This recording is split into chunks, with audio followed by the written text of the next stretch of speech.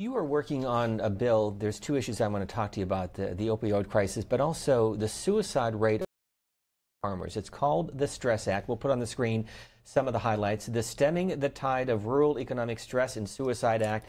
It reauthorizes the Farm and Ranch Stress Assistance Network. It was first authorized back in 2008. It tracks the efficacy and best practices of efforts funded by programs and reports the data to Congress, and includes privacy protections so that personal information is not made available to the public. Explain this. Well, first I have to back up. The reason I got involved in this is something that former Senator Tom Harkin was the champion of. It was originally this alphabet soup of Washington, D.C. There was a program called FIRSAN, the acronym. It was originally established in 2008 in the Farm Bill of 2008, and the idea was to create grant money, a pool of grant money for local communities, rural communities, to try and roll out mental health programs, different options for our farm communities and, quite frankly, those that are under serious stress in our economy. I got involved because I had a staff member. This has been an issue in our office. I mean, while the healthcare in this country is extending lives. You know, we're treating cancer, we're treating all kinds of different challenges out there. Suicide has been on the rise. We, in my office, have been very concerned about our returning veterans, you know, suffering from PTSD, other issues.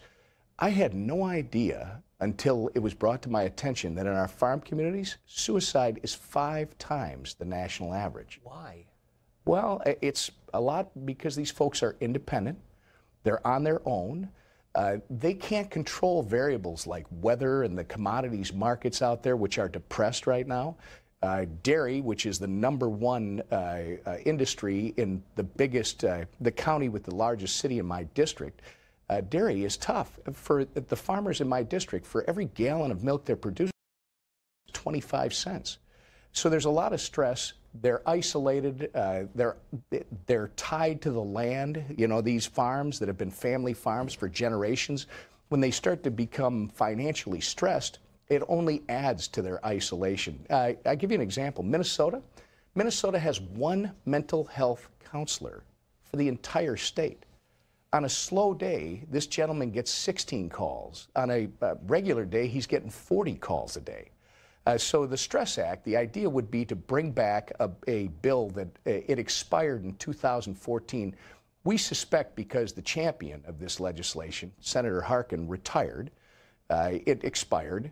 But this is such a big issue across this country that we decided it's time to bring it back. And we talked to the chair, Mike Conaway, of the House Agricultural Committee.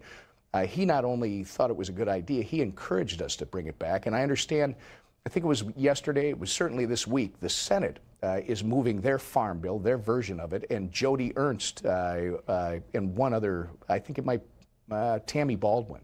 Jody Ernst from Iowa and Tammy Baldwin from Wisconsin have actually brought the same version on the Senate side. So I expect that we're going to get it passed in this year's Farm Bill. And you're right, it passed the Senate Ag Committee by a vote of 20-1 and now coming to the Senate floor. We'll have debate on the Farm Bill in the House and the Senate on our respective networks.